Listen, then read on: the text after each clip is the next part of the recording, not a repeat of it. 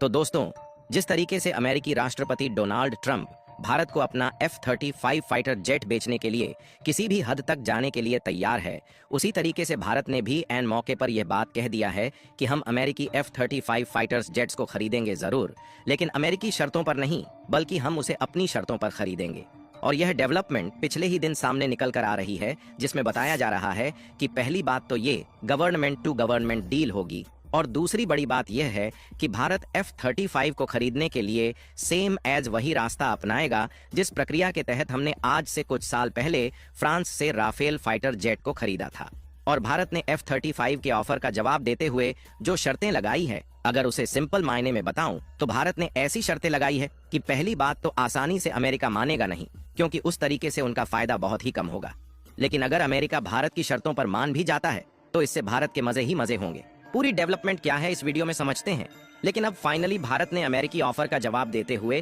F-35 की खरीद पर अपने हिसाब से शर्तें लगाना शुरू कर दिया। उसके लिए वीडियो को एक लाइक करके चैनल को सब्सक्राइब जरूर कर लीजिए, क्योंकि आपके लिए तो 1 सेकंड का काम है, लेकिन इससे हमारी काफी बड़ी मदद होती है।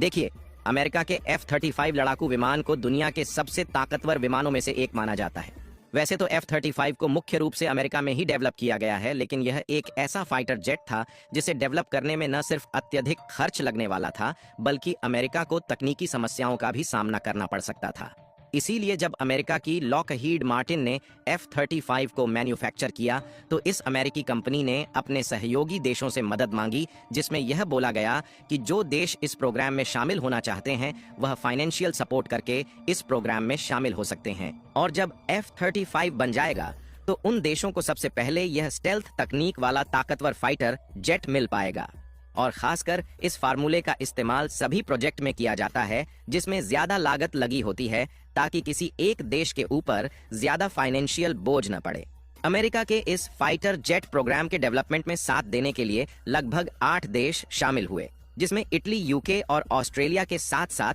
कनाडा और तुर्की भी इस प्रोग्राम में शामिल हुए हैं। और जो देश F-35 फाइटर जेट डेवलपमेंट में शामिल हुए हैं, न सिर्फ इन देशों ने फाइनेंशियली सपोर्ट किया, बल्कि इन देशों की कंपनीज ने F-35 के अलग अलग पुर्जों का निर्माण किया। और इन सभी देशों में एक बात कॉमन थी, और वह थी कि इनमें से किसी के पास भी रूस का S-400 एयर डिफेंस सिस्टम नहीं था। और अमेरिका ने इस बात की धमकी दिया था कि जो देश रूस का S-400 डिफेंस सिस्टम खरीदेगा उसको F-35 के प्रोग्राम से बाहर कर दिया जाएगा और उसे यह फाइटर जेट नहीं मिलेगा।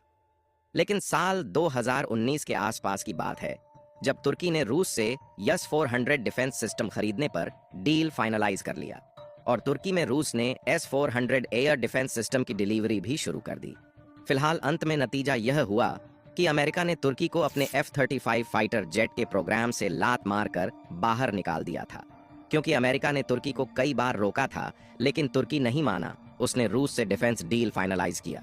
अमेरिका तुर्की को इसलिए इस प्रोग्राम से बाहर कर दिया ताकि सभी देश के मन में डर बना रहे और जो देश F-35 खरीदे हैं रूस के साथ कोई भी डिफेंस डील फाइनल ना करें। और यह अमेरिका की हमेशा से कूटनीति रही है कि वह हथियारों को बेचने के मामले में माहिर है और दूसरे देशों को अपने जाल में ऐसे फंसा कर रखता है कि अगर वह इनसे हथियार खरीदे तो दूसरे देश से न खरीद पाए, ताकि अमेरिका का ही फायदा हो। लेकिन कहते हैं ना कि टायर कितना भी मजबूत क्यों ना हो, जब कांटे लगातार चुभने लगते हैं तो वह पंचर हो ही जाता है, और पंचर होने के बाद हवा निकलने में देर नहीं लगती। और वैसे ही हालात अमेरिका के भी हो चुके हैं, क्योंकि उनकी जो अर्थव्यवस्था का टायर था उस पर कर्ज के बोझ लदते गए, जिससे अर्थव्यवस्था का टायर पंचर हो चुका है, उसकी हवा धीरे धीरे निकल रही है।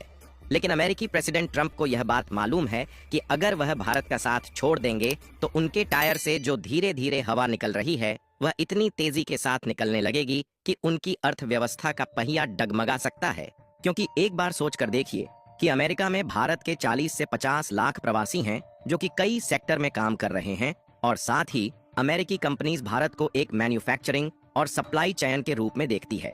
यानी कि ट्रंप ऐसे में भारत का साथ छोड़ना नहीं चाहते। इसीलिए अमेरिका में जब हाल ही में भारत के पीएम मोदी की अमेरिकी प्रेसिडेंट डोनाल्ड ट्रंप से मुलाकात हुई तो भारत को F-35 खरीदने के लिए ऑफर दिया।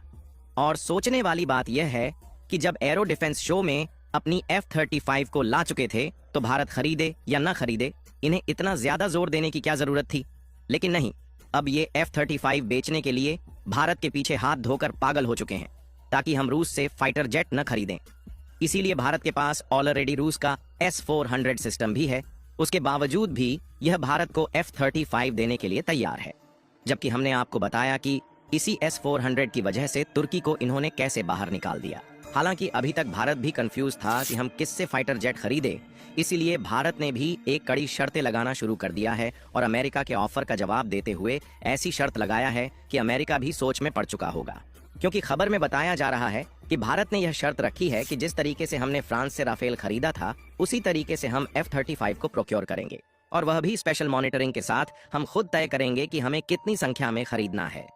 अगर सिंपल शब्दों में समझे तो भारत ने 2 बड़ी शर्तें इस खरीद में लगा दिया है। भारत ने पहली शर्त रखी है कि हम आपसे F-35 खरीद तो लेंगे, लेकिन यह डील गवर्नमेंट टू गवर्नमेंट होगी और डायरेक्टली कंपनी के साथ भारत कोई भी डील फाइनलाइज नहीं करेगा।